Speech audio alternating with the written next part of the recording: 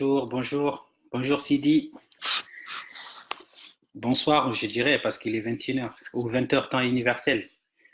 J'attends que les gens se connectent pour que je puisse commencer un peu la présentation.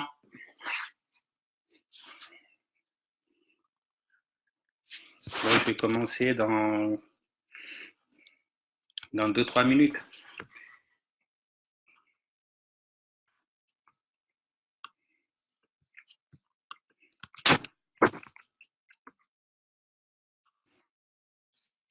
Bonsoir, Baba Sambayel.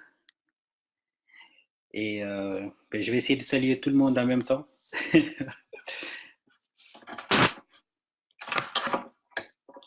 N'hésitez pas de m'interrompre à chaque fois pour poser des questions. Je vais essayer de répondre au fur et à mesure. Bonsoir tout le monde. Je pense que je vais commencer dans 1 minute.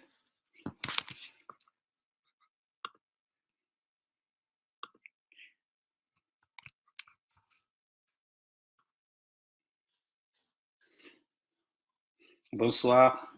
Et dans 1 minute, pas moins de 1 minute, je vais commencer. Et comme ça, et n'hésitez pas de me poser des questions à chaque fois que je répondrai au fur et à mesure.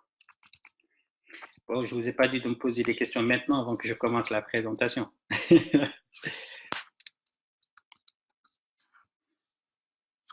Alors, bon, il est 21h10, 20h10 au temps universel et je vais commencer. Donc, pour commencer, je suis Abdoulaye Sy, un entrepreneur mauritanien qui évolue dans l'univers des objets connectés, de la robotique et de l'intelligence artificielle. Bon, il y a 2 ans, nous avons créé OB Connect. En fait, OB Connect, c'est une double marketplace, une marketplace de produits qui met en relation entre un vendeur et acheteur, comme on l'appelle souvent aujourd'hui Amazon, et une marketplace de contenu qui met en relation entre un influenceur et un acheteur, comme un peu le YouTube des objets connectés.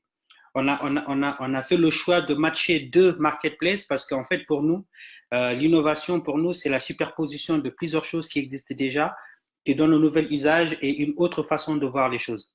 Et bien, c'est pour ça, en fait, en mélangeant une plateforme de partage de vidéos autour des objets connectés et une plateforme de vente, donc ça pouvait inciter à la personne qui vient regarder un produit de pouvoir automatiquement être redirigé sur la page produit. Aujourd'hui, je sais pas, la plupart des gens qui se lancent, qui veulent acheter un produit, ils passent beaucoup de temps sur Internet, sur YouTube, pour voir en fait c'est quoi le dernier iPhone, qu'est-ce qu'il fait, comment on configure. Et nous, on vous met en place, on a mis à disposition cette plateforme qui permettrait à n'importe quelle personne de pouvoir en fait automatiquement voir ce qui existe pour pouvoir à la fin acheter le produit. Nous, chez ObConnect, on est sur une marketplace spécialisée objets connectés. Aujourd'hui, quand on parle d'objets connectés, on parle de 3 choses. On parle des données, en fait, la protection des données. Du produit, donc sur le produit exact. Et on parle aussi des applications mobiles. Bon, aujourd'hui, concrètement, si vous avez votre Apple Watch, la meilleure façon de comprendre comment ça fonctionne, en Apple Watch, il y a plusieurs applications et nous, on essaie d'apporter toutes ces transparences-là pour pouvoir vendre des produits adaptés vraiment aux clients. Bon, je ne suis pas là pour trop vous vendre OB Connect. Je mettrai le lien après au fur et à mesure sur la page. Si vous avez des questions à me poser sur la marketplace, comment ça marche sur OB Connect, je serai très ravi de vous répondre. Mais on va parler aujourd'hui d'un sujet qui nous passionne tous, c'est comment on entreprend dans le digital, sur Internet, comment on entreprend avec le digital. Aujourd'hui, nous savons que la chance que nous avons dans le monde de l'informatique, c'est que nous pouvons faire beaucoup de choses, des grandes choses, sans forcément avoir beaucoup de moyens et pour pouvoir toucher un maximum de personnes. En fait, c'est ça qui est vraiment révolutionnaire dans l'univers du digital et de l'entrepreneuriat. Entreprendre aujourd'hui, c'est devenu aujourd'hui quelque chose qu'on dirait super banal et très accessible. Moi, je me souviens qu'avant, pour devenir entrepreneur, il faut faire ses études. Après ses études, il faudrait aller travailler et avoir beaucoup d'années d'expérience. Et avec ces années d'expérience, en fait, on crée sa société par rapport à l'expérience que nous avons acquis durant tout notre cursus et tout notre parcours professionnel. Aujourd'hui, entreprendre, c'est comment? Je vous explique ça en 3 points. C'est avoir une idée, la développer, la prototyper et ensuite vendre. Et on s'en fout que vous ayez un bac plus 5 ou bac plus 10. Parce que tout est accessible.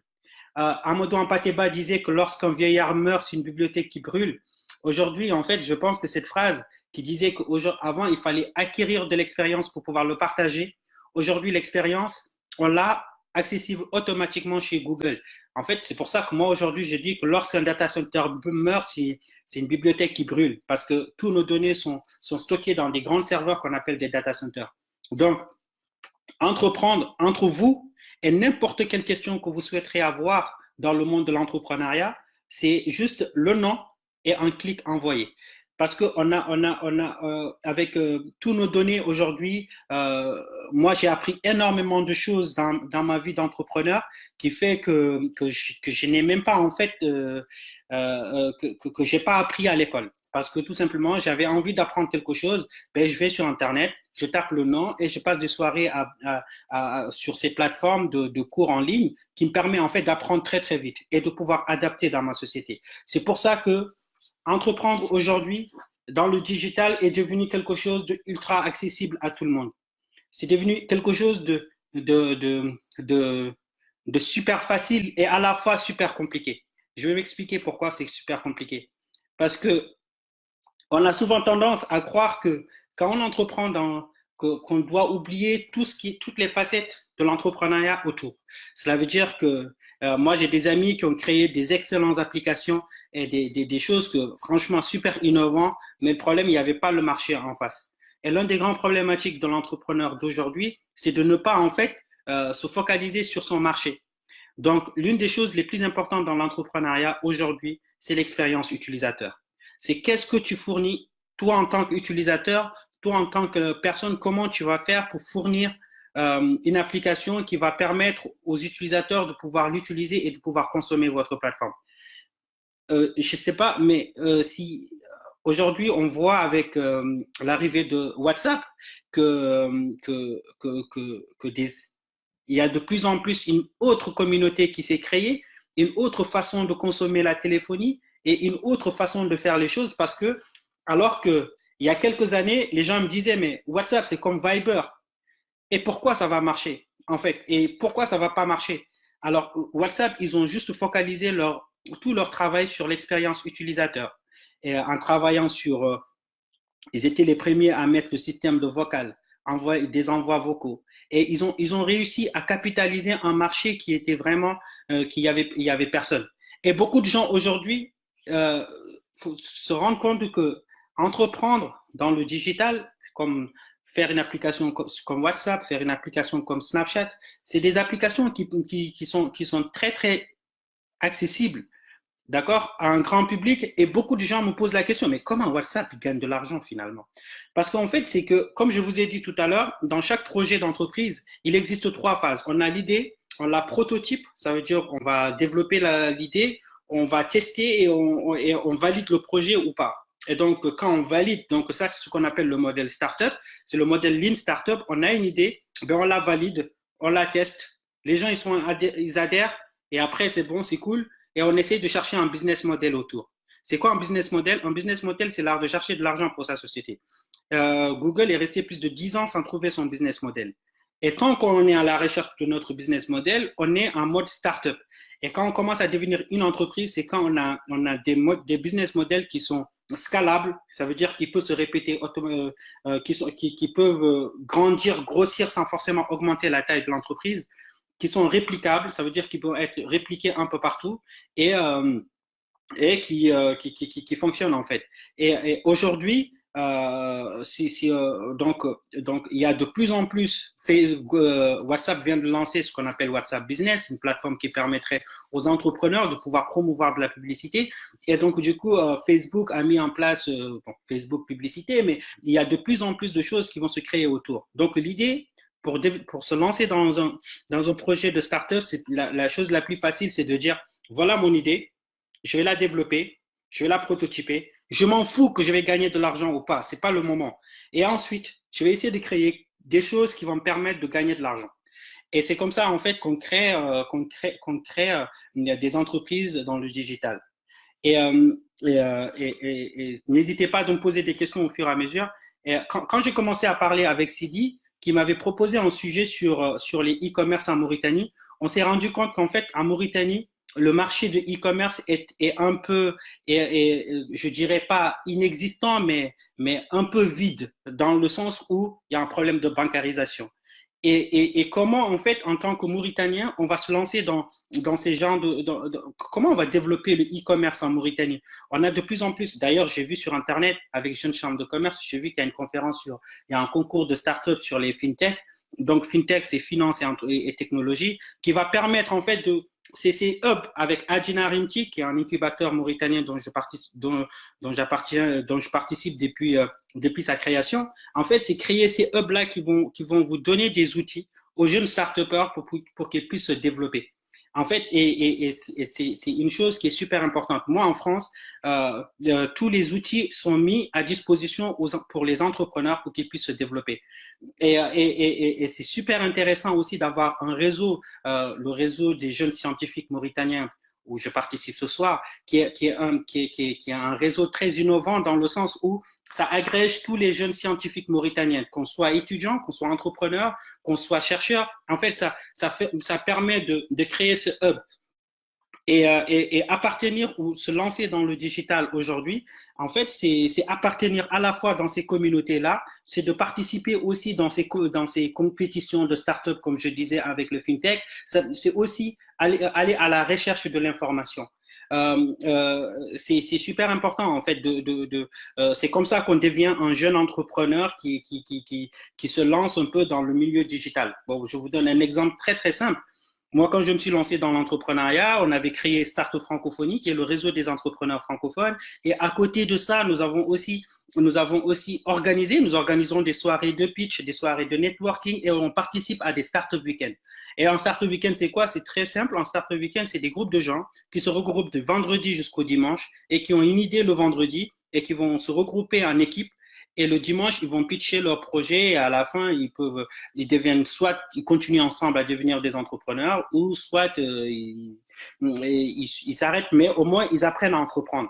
Et le fait d'avoir cet écosystème, parce que c'est ce qu'on appelle entreprendre, c'est vraiment aujourd'hui, parce que on n'a pas fait beaucoup d'expérience dans l'univers de l'entrepreneuriat. Donc, du coup, puisqu'on est en mode startup et qu'on a juste notre idée et on est en train de la développer, il nous manque obligatoirement beaucoup de choses. Moi l'une des plus grosses lacunes que j'ai, c'est que je ne maîtrisais pas la comptabilité.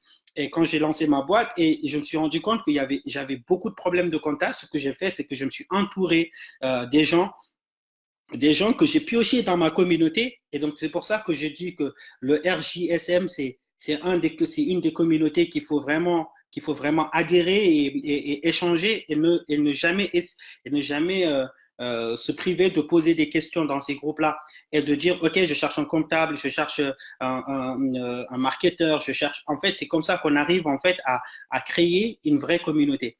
Donc à s'entourer aussi des bonnes personnes. Moi, personnellement, après mes études, ce que j'ai fait, je me suis lancé dans l'entrepreneuriat, mais le problème, c'est que j'ai pas beaucoup d'expérience dans les autres domaines que de l'informatique.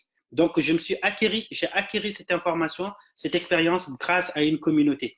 Et cette communauté, ce que j'appelle, là, je suis sur RGSM, et qui est aussi une vraie communauté qui depuis une année, essaye de faire tout pour agréger une communauté. D'ailleurs, j'ai vu il y a quelques mois, ils ont participé à la conférence sur des scientifiques mauritaniens, je ne sais pas exactement le mot, auprès de, de Abdoulaye Dia. Et donc, du coup, Abdou Sidiki Dia qui ont vraiment créé ce type d'événement, c'est pour inciter et accompagner des gens, en fait, à créer leur projet. Et souvent, on me pose souvent la question sur je reçois beaucoup de messages sur Internet, des gens qui me disent, ouais, Abdou, est-ce que quand on est en Mauritanie, quel type de projet, est-ce qu'on a le droit de faire des projets technologiques?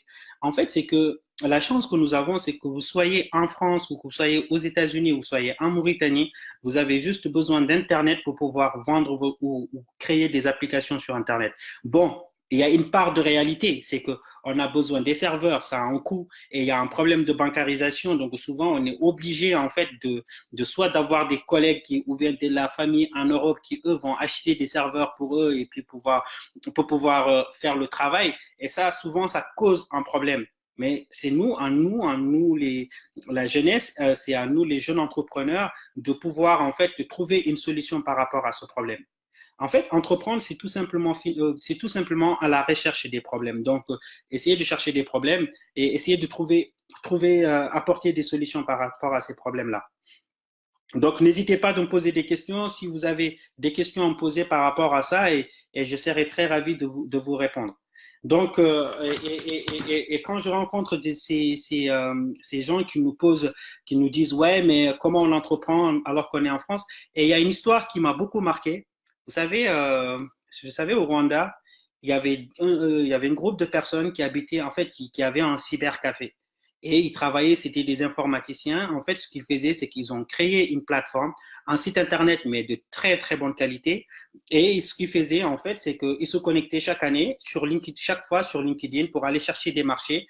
Et ils démarchaient des entreprises sur Internet.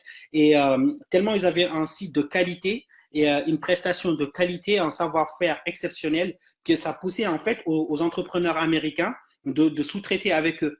Ils se rendaient même pas compte qu'ils étaient dans un petit cybercafé du quartier et ils arrivaient en fait à décrocher des contrats jusqu'à 500 000 dollars. Et cela montre que aujourd'hui, la seule chose qu'on a besoin, c'est l'Internet et notre compétence. Et même nos compétences n'est pas forcément demandée parce qu'on peut trouver n'importe quel type de solution. C'est comme ça, je vais un peu vous raconter mon histoire autour de la robotique. Moi, je travaille dans un espace de coworking avec un associé qui s'appelle Jérôme Lucas. Et on avait regardé une émission il y a 2, 3 ans sur la robotique. Et on est arrivé au travail, on a dit, ben, hey, les gars, on va créer notre premier robot.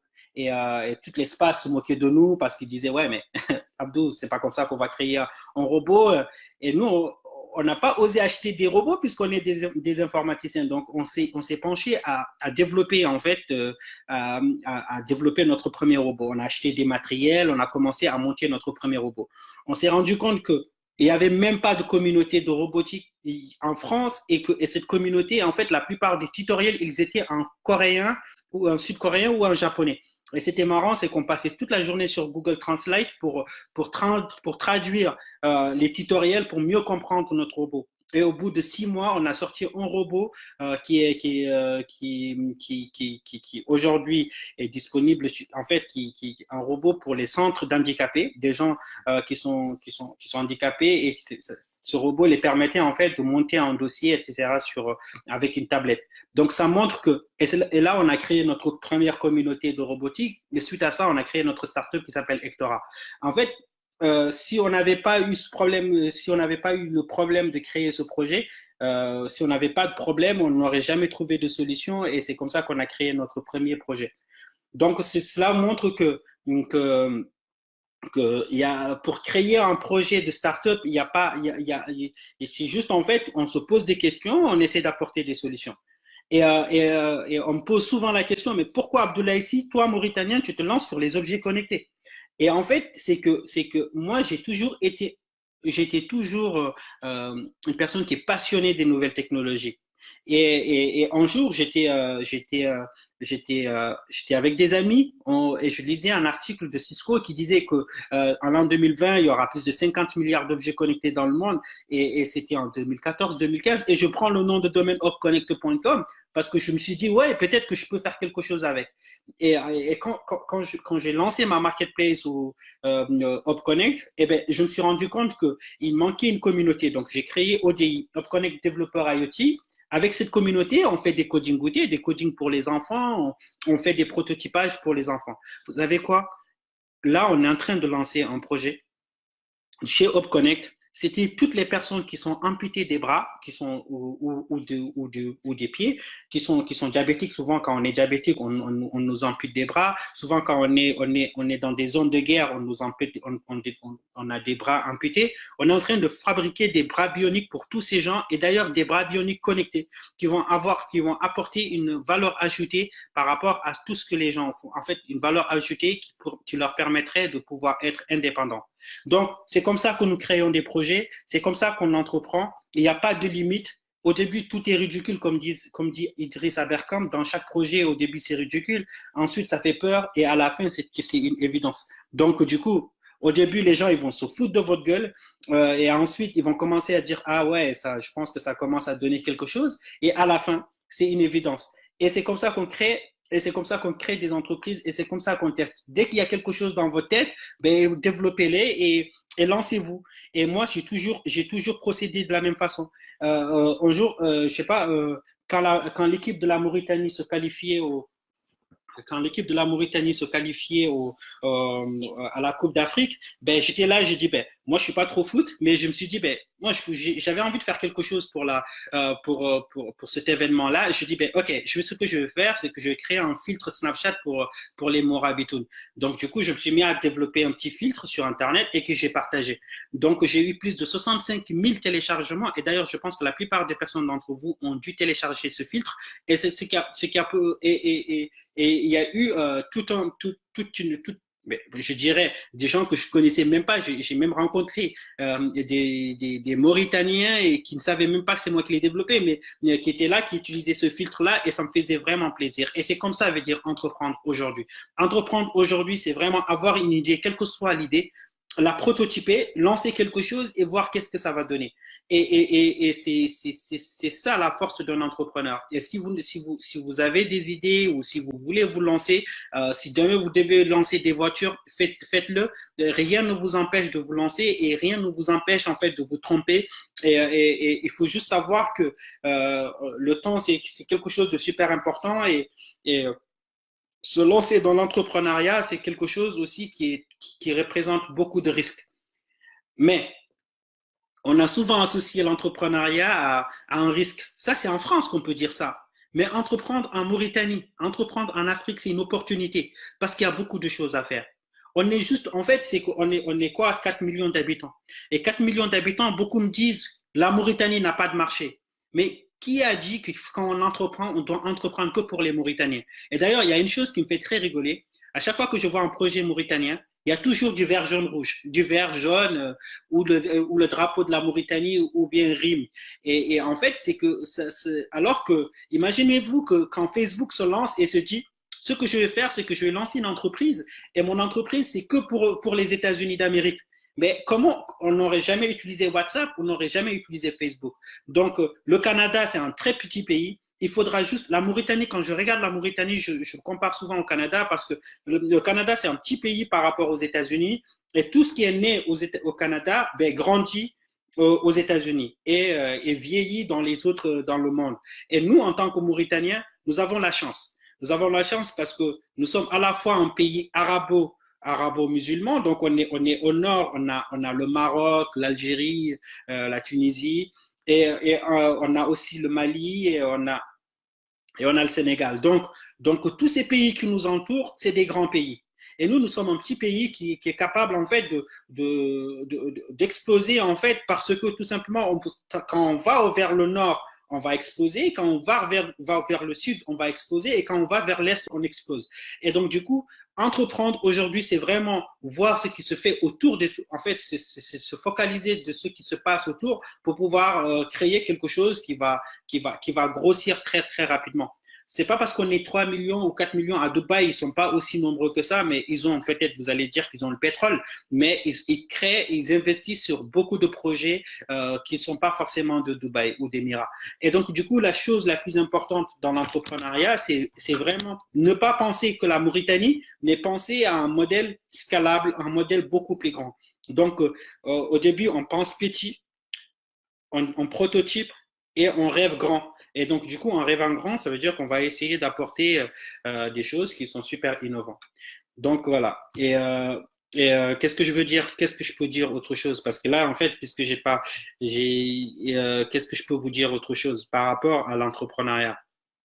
Donc, la chance que nous avons en Mauritanie, c'est vraiment apporter cette valeur ajoutée. En fait, et il y a une vraie phrase que Mortar Oudabda disait, c'est que la Mauritanie, c'est quoi? C'est en fait, c'est le noir de l'œil avec le blanc de l'œil et on ne pourra jamais séparer le blanc du noir. Cela veut dire que nous avons la chance d'être à la fois négro-mauritanien et mour et ça nous permet en fait d'avoir une ouverture à l'international. Nous pouvons parler avec le monde arabe, nous pouvons parler avec le monde africain et c'est ça qui fait notre force et c'est un lieu vraiment stratégique. Donc faire de ce lieu stratégique faire de la Mauritanie une opportunité pour tous les autres pays, je pense que c'est une meilleure façon et c'est un atout pour tout Mauritanien. Donc, entreprendre, on me dit souvent, mais euh, j'ai dit souvent que la chance que j'ai en tant qu'entrepreneur, c'est juste parce que je suis mauritanien et c'est parce que j'ai la chance de pouvoir discuter avec n'importe qui et j'ai la chance de vraiment escaler et donner un exemple, donneur d'exemple. Donc, entreprendre quand on est mauritanien, bon, il y a beaucoup de problèmes. Comme chaque pays, il y a énormément de problèmes. Mais nous, on a beaucoup de chance et on a beaucoup d'opportunités qui nous permettent aujourd'hui de pouvoir se développer très, très rapidement. Donc, si vous avez des questions, n'hésitez pas de me les poser et je serai très ravi de vous répondre.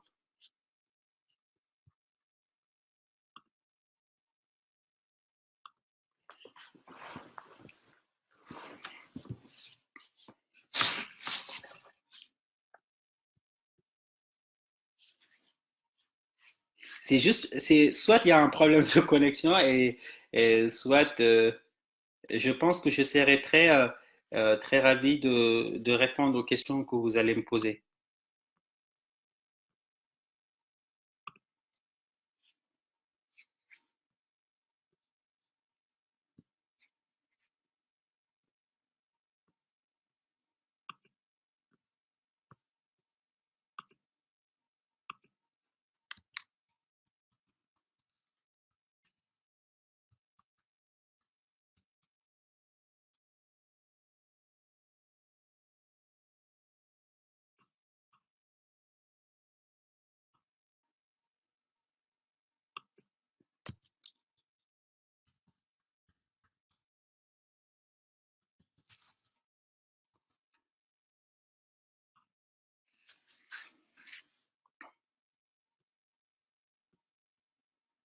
Alors, je vais essayer de regarder les historiques.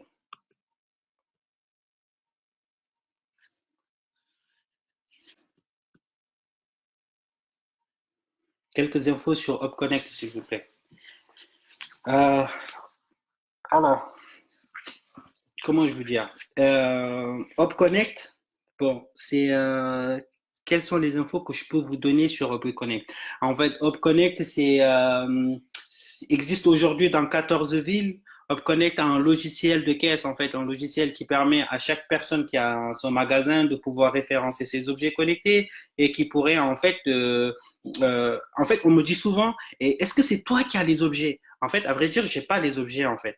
En fait, ce que je fais, c'est qu'il y a des vendeurs, des gens qui vendent des produits sur Internet et j'ai créé leur compte sur mon site. Ils créent leur compte sur mon site et ils vendent leurs produits sur mon site, en fait.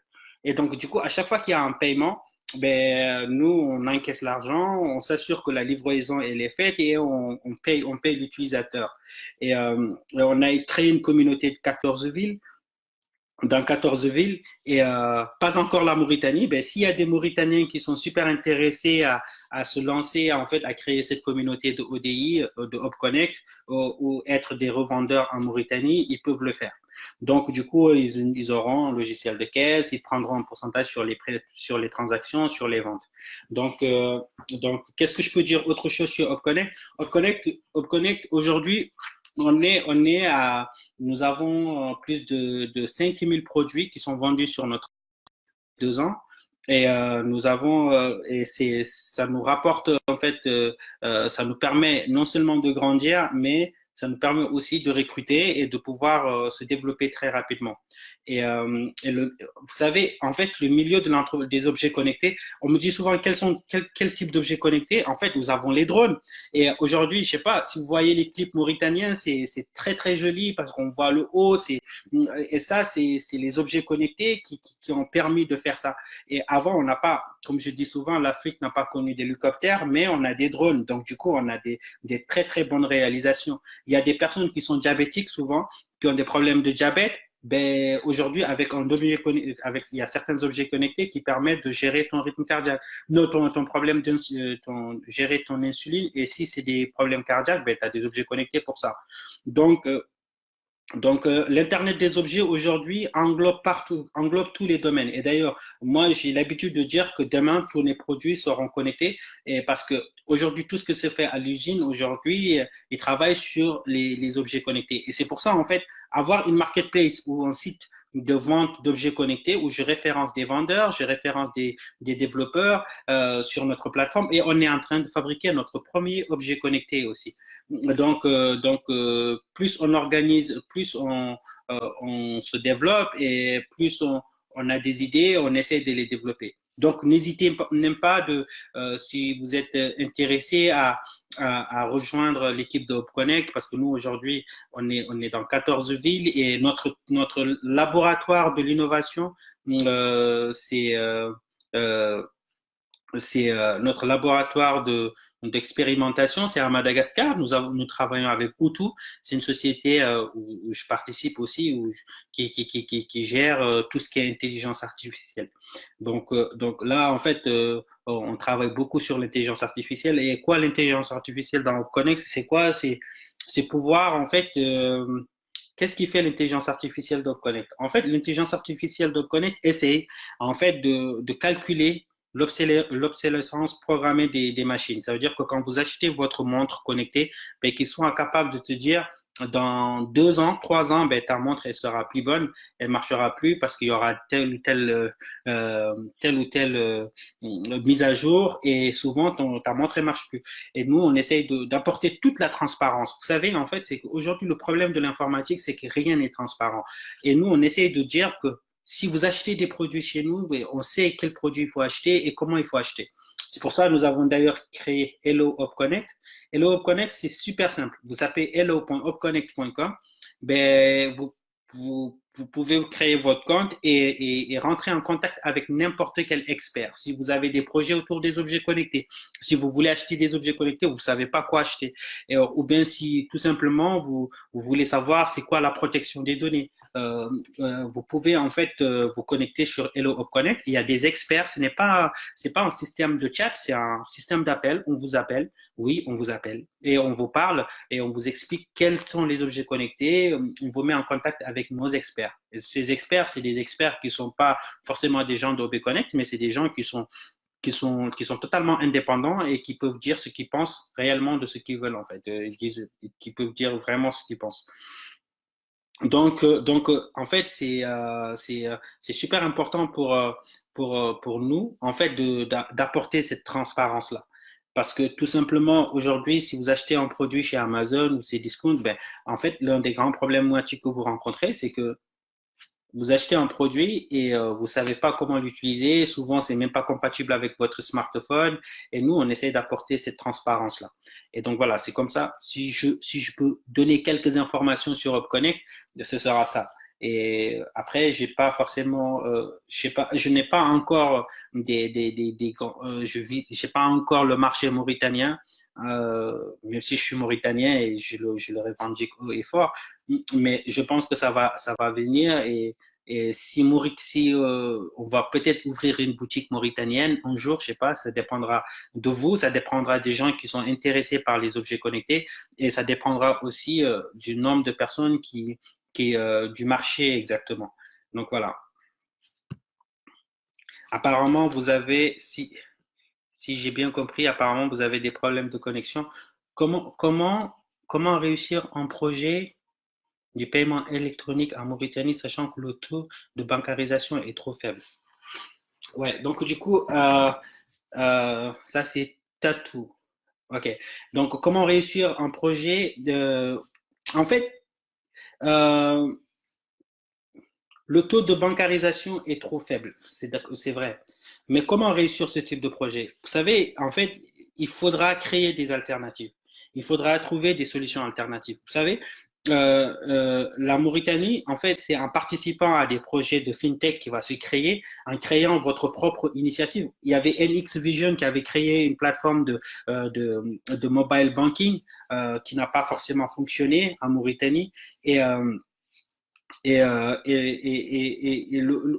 fait, c'est que quand on est start-upper, la première des choses qu'on va d'abord chercher, c'est de la valeur et le nombre d'utilisateurs. D'accord? En fait, ça, c'est la première des choses. Et ensuite, nous avons, en fait, nous commençons à penser au business model. C'est ce que j'expliquais tout à l'heure. Donc, au début, si vous avez une idée, si vous avez des exemples de projets, je pourrais vraiment donner les vrais détails. Vous avez des projets. D'accord? Et ce que vous allez faire, en fait, vous développez votre idée, vous attirez beaucoup de gens et ensuite vous lancez votre solution de paiement. D'accord? Et c'est comme ça qu'il faut se développer. Imagine, on me pose souvent encore cette question jusqu'à présent, ouais, mais euh, quand, euh, comment on développe une solution, en fait, et ça, c'est juste en termes d'application mobile, hein. Parce que quand il s'agit d'application, souvent, on ne sait pas trop de c'est quoi le business model. Quand je me suis lancé dans HubConnect, au début, je croyais que mon business model était que les gens, ils allaient venir sur mon site, ils vont acheter et moi, je vais gagner de l'argent. Mais non, ça ne s'est pas passé comme ça. C'est vraiment en créant la communauté, c'est en réfléchissant sur notre business model, en repensant l'expérience utilisateur. Donc, on peut penser une autre alternative de paiement. Parce que tu sais, vous savez, la chose la plus. Ce qui est important dans l'entrepreneuriat, c'est gagner de l'argent. Donc, que ce soit électronique ou que ce ne soit pas électronique, il faut trouver un moyen pour gagner de l'argent.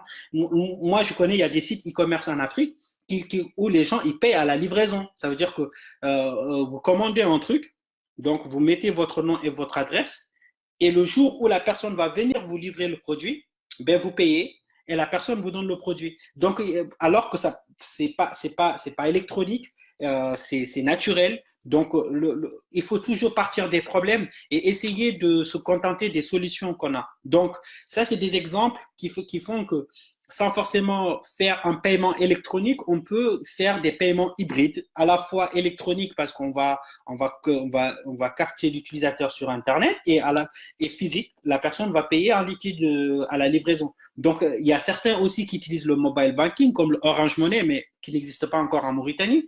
Le Orange Money n'existe pas en Mauritanie, mais qui peut aussi, qui est une alternative de paiement. Mais pour l'instant, en fait, il faudra partir sur les problèmes qu'on a et ne pas se focaliser en disant ouais mais moi je fais pas mon projet parce que tout simplement il n'y a pas de solution de paiement. Non, il faut partir sur les vrais problèmes. Et moi je sais qu'en Mauritanie nous avons accompagné et d'ailleurs avec Hadina Rimchik nous avons travaillé avec GoomFund, qui est une plateforme de financement participatif par mobile banking. En fait, c'est partir sur ces genres de solutions et essayer d'apporter une solution. Même s'il y a certains vides juridiques, même s'il y a certaines confrontations, mais il faut vraiment avoir le kilo de faire certaines choses et essayer d'apporter les solutions sur place.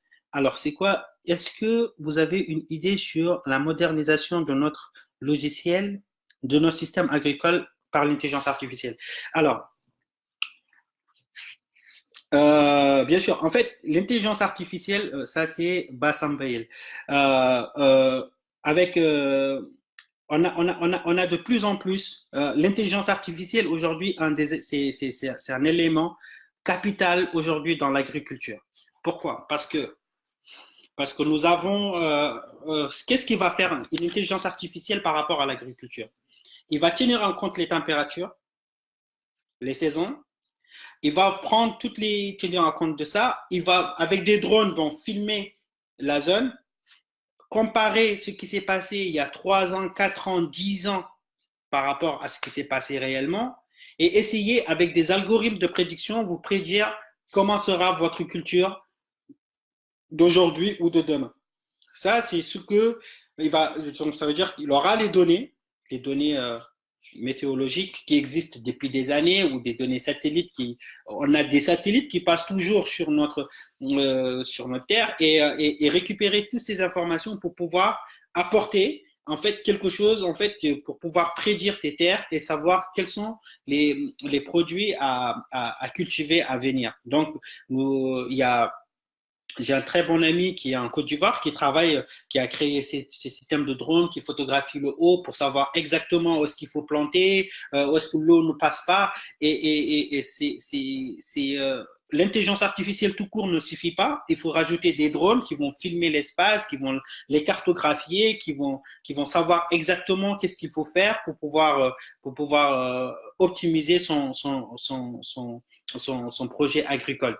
Et nous sommes tous conscients que l'agriculture, c'est le nouveau défi de l'humanité. On est persuadé on a demandé à un grand scientifique américain quel avenir que tu prédis pour tes enfants. Il dit tous mes enfants ils feront de l'agriculture parce qu'ils savent que c'est notre nécessité. C'est ce qui nous permet de nous nourrir et c'est ce qui va faire que ça va se développer. Donc, avec ces drones, et on a de plus en plus et beaucoup de logiciels. Et si vous voulez, après, vous pouvez me rajouter sur Internet, je vous donnerai toutes les informations sur comment avoir son premier drone et pouvoir piloter un drone pour pouvoir calculer en fait le niveau d'humidité des sols pour pouvoir calculer en fait tous ces gens sur la fertilité des terres et en se comparant sur les autres terres qui sont autour et pour pouvoir aussi apporter en fait ce qu'on appelle de l'agriculture optimisée en fait qui fonctionne. Donc après, donc si j'ai bien compris, avec OptConnect, j'achète des objets connectés et vos experts m'aident à l'utiliser. Non, en fait, si euh, Mohamed Abdullahi, en fait, non, en fait, vous avez un projet, vous voulez acheter un objet connecté, et donc ce qui va se passer, vous pouvez appeler Hello Up Connect. Les experts vont vous aider si vous avez des questions à poser par rapport à ça, et ils peuvent aussi vous conseiller un achat, en fait, en vous disant, voilà, pour acheter un objet connecté, voilà quel objet connecté qu'il faut acheter, lequel est compatible avec vous et comment l'utiliser. Donc, il peut vous donner certains conseils d'utilisation et surtout lequel des objets connectés il faut acheter. Vous savez, je vous donne un exemple. Si vous avez un téléphone Android et que vous achetez une montre Apple Watch, vous êtes un peu dans la merde parce que vous allez utiliser que 45% de votre montre Apple Watch. Si vous avez une montre Samsung Galaxy, une montre Samsung Gear et vous avez un iPhone, vous allez utiliser que 60% de votre téléphone, des compétences de votre téléphone. Si vous avez un Android et vous avez une montre Android, ben vous allez utiliser les 100% parce qu'il y a certaines notifications que la montre ne reçoit pas. Il y a certains problèmes en fait de compatibilité entre les deux devices parce que c'est deux systèmes différents. Donc nous, en fait, ce qu'on va faire, c'est qu'on va vous dire, ben, vous avez quoi comme téléphone et si vous avez ça comme téléphone, donc il faudrait acheter ça comme montre connectée ou c'est ça qu'il faut acheter comme drone et ça va être beaucoup plus c'est beaucoup plus adapté à vous et on va vous dire attention, si vous achetez ça, voilà quelles données ils vont utiliser chez vous. Et souvent, il y a des montres qui utilisent énormément de données, qui te retracent toute la journée et qui enregistrent tes données sans forcément te dire pourquoi ils les enregistrent. On a vu des électrocardiogrammes chinois qui te dit toujours que tu es en bonne santé alors que tu es à 2 points de mourir. Donc, il y a beaucoup d'objets connectés en fait nous, on essaie d'apporter toutes ces transparences-là en se basant sur les expériences utilisateurs de notre plateforme. Alors, qu'est-ce qu'il me dit? Je ne sais pas si vous avez vraiment compris ce que je veux dire, mais, euh, mais alors ouais, ça j'ai déjà répondu à ça. Donc voilà. Mais qu'est-ce que je peux dire? Euh, Ouais, donc ouais, comme je disais aussi, Bassam Bayel, n'hésite pas en fait de me contacter après pour que je puisse vous mettre en relation avec des gens si vous avez des projets autour de ça. D'accord? Et une des choses pour finir, parce que je sais que j'en ai pas parlé depuis le début, la chose la plus importante dans l'entrepreneuriat d'aujourd'hui, c'est vraiment ne pas avoir peur d'essayer Et parce que, en fait, c'est qu'en essayant qu'on arrive à trouver la solution. Et on me dit souvent, ouais, mais Abdou, il faut avoir un bon développeur qui va réussir à développer votre solution.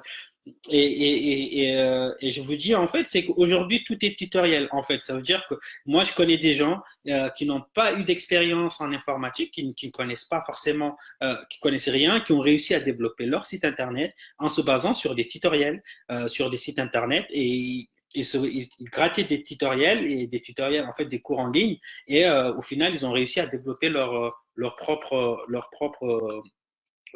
objet connecté ou leur propre projet.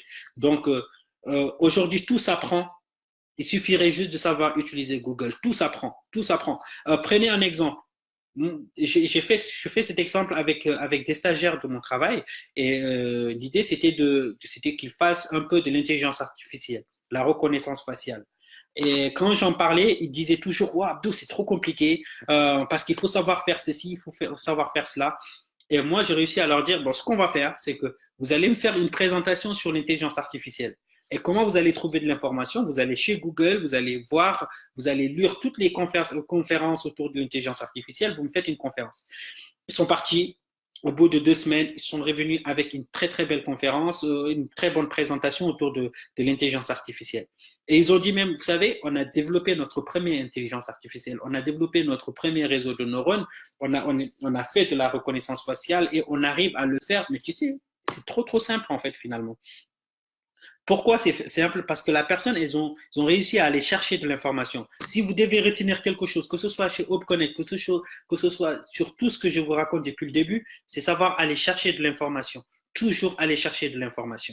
Nous avons créé avec Cdouane, RMI Info, que je pense que là, il y a beaucoup de gens qui connaissent ce média-là. Nous, quand on a créé RMI Info au début, c'était juste un petit radio, c'est moi qui faisais les réalisations, et je passais beaucoup de temps sur des tutoriels de montage. Donc, j'ai appris à faire les montages, j'ai appris à faire des montages de vidéos. On a fait un site internet. Bon, ça, c'était mes compétences. On a réussi. On a eu des gens qui savaient écrire des très, très bons articles. Et aujourd'hui, je pense que beaucoup de personnes connaissent RMI. Et c'est une équipe, c'est une grosse équipe, des gens qui sont super passionnés, qui font vraiment bien leur métier. Et à la base, ils n'étaient pas forcément des journalistes. C'est juste savoir se structurer, avoir des idées, les développer, les tester, les mettre en place. Et on a vu aussi chez Hadina Rimtik, on a participé à une conférence jusqu'en Mexique qui parle de la robotique. On a prototypé, je sais qu'Aziza, elle a passé des nuits sur des tutoriels à apprendre à faire des prototypages des robots et on a participé à un concours autour de la robotique. Et Hadina, c'est vraiment un incubateur qui est vraiment dans l'innovation parce qu'ils vont aller chercher toujours de l'information, ils vont aller s'entourer des gens et qui leur apportent certaines solutions. Donc, donc, quoi qu'il arrive dans vos projets respectifs, je ne sais pas si vous avez des projets, mais quoi qu'il arrive, c'est vraiment aller chercher de l'information. Tapez sur Google comment on fait, vous allez voir comment on fait un site internet. Ben, vous avez toute une information et vous suivez les tutoriels et vous appliquez vos projets. Comment on devient entrepreneur? Ben, vous tapez sur internet, vous allez avoir plein de tutoriels. Pour des flemmards comme moi, parce que moi, j'aime pas trop lire, ce que je fais, je tape sur YouTube comment faire de la comptabilité et je suis le cours, je note, je dis cliquez ici, je clique et c'est comme ça que j'arrive à développer mes solutions. On est un réseau de jeunes scientifiques mauritaniens. Donc, quand on dit scientifique, c'est quelqu'un qui est à la recherche de l'information.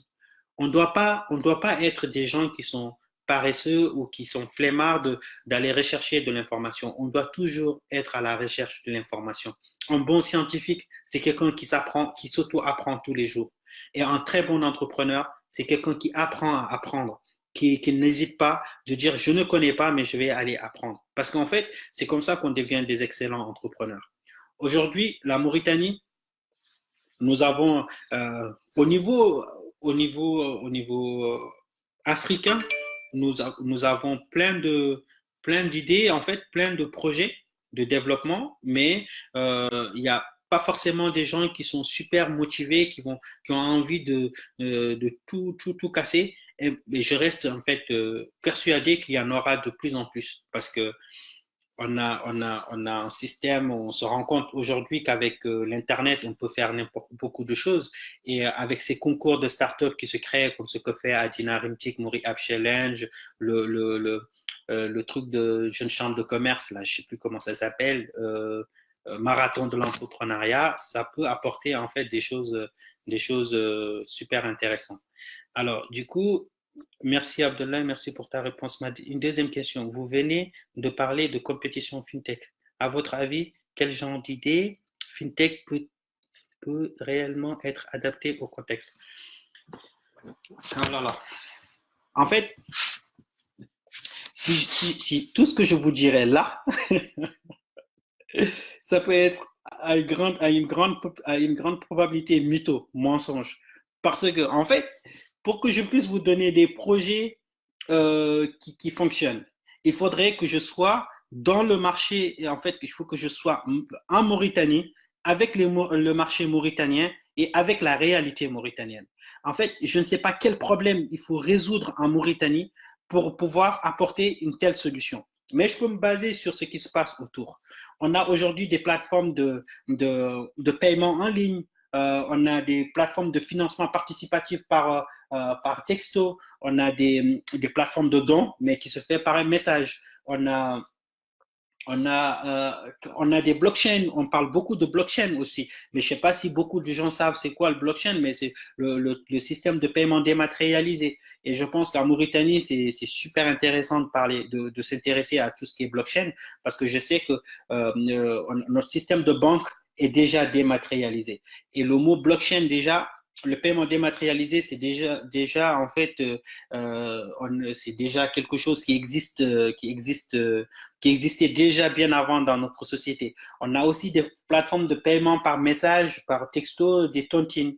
On a, on a un système d'assurance par message Internet. On a aussi des logiciels qui permettent aux gens En fait, il y a énormément de choses. Il y a énormément de choses qui se produisent. Et j'ai un ami, en fait, qui est un Tunisien avec qui j'accompagne sur son projet, qui est en train qui transmet qui traduit les hasanat en crédit téléphonique qu'il envoie, qu'il donne aux gens. Ça veut dire que quelqu'un qui récite bien le Coran, en fait, c'est que on te donne des crédits téléphoniques. Ça veut dire que si tu as un logiciel qui écoute bien, qui essaie de voir si on prononce bien les mots, et plus on prononce les mots et plus on gagne des crédits téléphoniques, c'est fait pour ces enfants-là, pour inciter aux jeunes de pouvoir mieux en fait apprendre le Coran et bien les prononcer.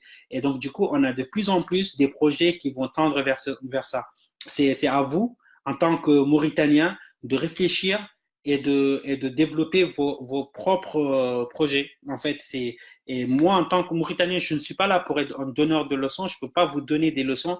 Je suis juste là pour vous partager mon expérience. Et ma réalité en France n'est pas du tout pareil avec la réalité en Mauritanie. Et si je vous donne des choses aujourd'hui, je vais vous dire, ouais, vous pouvez faire ceci, vous pouvez faire cela, alors que ça ne marchera pas parce que tout simplement, la réalité est totalement différente, en fait. Et donc, du coup, il faudra faire, je peux vous, je peux savoir, quels types de projets sont réalisables informatiquement, mais je ne peux pas savoir si c'est adapté au contexte mauritanien, parce qu'il faut être en Mauritanie, avec les Mauritaniens, pour pouvoir comprendre les réels problèmes des Mauritaniens et ne jamais se fier de ce qu'on écrit sur les réseaux sociaux. J'ai rencontré un gars qui me dit, vous savez, moi je connais très très bien la Mauritanie. Mais comment tu connais la Mauritanie? Ben, vous savez, sur Facebook, il y a trop de ça, il y a trop de ça. Et, euh, et, euh, et, euh, et c'est beaucoup de choses en fait. C'est c'est beaucoup de choses qui existent en fait. C'est que pour connaître un pays, il faut vraiment y vivre. Et je sais que Moulay, il est très marrant, il rigole des transferts de Hassanat et c'est très marrant son projet. Et je pense que je vous dirai où est-ce qu'il en est parce que pour inciter les jeunes à, à, à, à apprendre le Coran, ben, plus que tu apprends et plus tu as des crédits téléphoniques, ça te permet d'avoir Internet, ça te permet de te connecter sur Facebook, ça te permet de rencontrer des gens. Il y en a d'autres qui ont lancé des applications, des montres connectées aussi, qui permettent en fait de compter le nombre de prières que vous êtes en train de faire, parce que souvent les gens sont perdus. Donc on a de plus en plus des applications nouveaux, en fait, des nouvelles applications qui se créent, et des nouveaux objets connectés qui se créent un peu partout pour pouvoir, ce qu'on appelle nous, c'est apporter de la technologie dans l'islam et pour pouvoir en fait faire des outils d'apprentissage, des outils ça existe en fait et il y a beaucoup de gens qui commencent à réfléchir par rapport à ça. Donc voilà, pour répondre à la question à tout, c'est que je ne pourrais pas forcément vous donner, c'est décevant. Je veux dire, ouais, Abdou, je suis là parmi vous depuis 1 heure et je vous parle de l'entrepreneuriat et je suis pas en mesure de vous dire comment créer un projet en Mauritanie alors que je suis mauritanien. C'est juste parce que tout simplement, il faut être sincère souvent dans la vie et accepter qu'on ne peut pas tout faire. Donc, euh, donc, la possibilité de créer un projet sur Internet en Mauritanie avec le faible taux d'accès à Internet. Euh, euh, je vais répondre à cette question. Les possibilités de créer un projet Internet en Mauritanie avec le faible taux d'accès à l'Internet. En fait, je pense à mon sens, encore une fois, c'est que je vais pas forcément vous donner des projets qui fonctionnent, mais des projets. Mais aujourd'hui, euh, on ne peut pas dire que la connexion il y a 5 ans et la connexion d'aujourd'hui, il n'y a pas une grande différence. Moi, je parle sur WhatsApp et ça fonctionne super, super bien. Et la plupart des projets, et en Mauritanie, on utilise beaucoup WhatsApp, donc ça veut dire qu'on va faire des projets informatiques sur Internet, des projets sur Internet qui seront très optimisés. Donc, on va penser à l'optimisation. Vous savez, Facebook, quand il devait se lancer en Afrique, ils ont baissé la connexion Internet dans Facebook pour permettre aux développeurs de trouver une solution les plus optimale. WhatsApp appartient à Facebook et on voit le taux d'optimisation et la façon dont c'est développé WhatsApp et comment ça fonctionne et comment c'est fluide. Donc c'est super important de s'adapter en fait et de tenir en compte les paradigmes sur le pays où nous vivons. Aujourd'hui, si WhatsApp tourne très bien en Mauritanie, d'accord, si Facebook tourne super bien en Mauritanie, quand on est développeur mauritanien, on peut aussi trouver une solution qui est adaptée à notre marché. Faire beaucoup de local, faire beaucoup de local storage, ça veut dire stocker beaucoup de données pour pouvoir optimiser les données. Et donc, du coup, moi, mon logiciel de cache chez UpConnect, il est super bien optimisé pour la Mauritanie parce que les données, avec une clé 3G, ça peut envoyer toutes les données. Donc, c'est vraiment se mettre dans des conditions de difficulté qui va permettre, en fait, qui va vous permettre de résoudre ce problème-là. En fait, pour moi, le taux d'accès, en fait, d'Internet est faible, OK? D'accord? Mais peut-être qu'on peut trouver une solution pour pouvoir apporter, en fait, on peut pouvoir apporter cette solution-là en utilisant des outils qui existent déjà. Ne regardez pas la Mauritanie, regardez ce qui se fait en Mexique, regardez ce qui se fait dans les pays reculés, en fait, et essayer de voir quel modèle ils ont appliqué pour pouvoir l'appliquer chez vous et le tester. Parce que vous êtes sur le terrain, vous êtes capable de tester de projet. Que pensez-vous des problèmes d'insécurité sur des objets connectés? Très bon, Sidi, bonsoir. Et donc, du coup, qu'est-ce que je pense des problèmes d'insécurité sur les objets connectés? Le problème d'insécurité des objets connectés, c'est parce que tout simplement, c'est tout nouveau et tout nouveau, en fait, à chaque fois que c'est nouveau, on prend souvent certains risques. Bon, pourquoi j'ai dit ça? Parce que le problème, pourquoi il y a un problème d'insécurité déjà? En fait, aujourd'hui, quand on développe la plupart des objets connectés, c'est des objets connectés qui sont développés par le open hardware. Ça veut dire que quelqu'un, il va acheter des capteurs sur Internet et il va suivre un tutoriel que tout le monde suit et il va commencer à vendre son objet connecté. Mais l'un des grands problèmes, il ne pense pas à la sécurité des objets. Et parce que, en fait, le code source que tu as utilisé, 1 million de personnes d'autres l'ont utilisé. Et donc, du coup, les gens, ils ne se posent même pas la question, mais comment je vais faire pour sécuriser mon code? Parce qu'il y a beaucoup de gens qui ont utilisé ce qu'on appelle le principe de l'open source. Alors, comment nous, on a pensé, nous, on fait des guides, on accompagne, on fait on accompagne les développeurs, des porteurs de projets à mieux penser à la sécurité de leurs objets connectés. Parce que faire un objet connecté, c'est très compliqué. Il faut trois choses: savoir développer, savoir concevoir un bon produit et savoir sécuriser son produit. Et ça, c'est les trois choses qui sont super importantes dans l'Internet des objets dans les objets connectés. Et nous, chez HopConnect, on essaie de sensibiliser ces gens qui sont fabricants d'objets connectés en organisant des startup week-ends. On organise chaque année des concours de startup où on accompagne, où on sensibilise des gens. On organise aussi des hackathons où on sensibilise aussi des gens à quel objet connecté il faut utiliser. Vous savez, vous avez les données des gens et comment faire de telle sorte que les objets connectés soient de plus en plus sécurisés. Je pense que c'est un travail qui est européen, qui est international aujourd'hui. Beaucoup pensent à la sécurité des données. On a IBM qui fait un travail extraordinaire avec son programme Watson. On a Facebook qui travaille aussi sur la protection des données parce que ce qui est plus important, c'est qu'il faut savoir, j'ai pas vu aujourd'hui dans des usines de fabrication des produits qui ne sont pas connectés. De la télé à la chaise, de nos vêtements aux chaussures, tout va être de plus en plus connecté. Et donc, il faudra tenir en compte la sécurité informatique. Et comme l'informatique aujourd'hui, on aura toujours des pirates, hein, des gens qui vont pirater nos données. On aura toujours des antivirus. Chez HopConnect, on a lancé un anti-botnet qui va permettre aux gens de ne pas pouvoir. C'est un système d'antivirus pour les objets connectés qui sera disponible au mois de juin. Donc, on est en train de bosser sur. C'est un nouvel marché qui se lance. Souvent, je rigole hein, avec mes potes en disant, vous savez, les objets connectés, c'est comme la Mauritanie, tout reste à faire. Donc voilà, si vous avez, je pense que j'ai parlé pendant 1 heure et je parle beaucoup d'habitude. Et ça m'a fait plaisir d'échanger avec vous et je pense que c'était intéressant en fait de partager ce court moment avec vous. Et n'hésitez pas de me rajouter sur Facebook, on pourra continuer la discussion et je serai très ravi d'échanger avec vous. Et je vous remercie.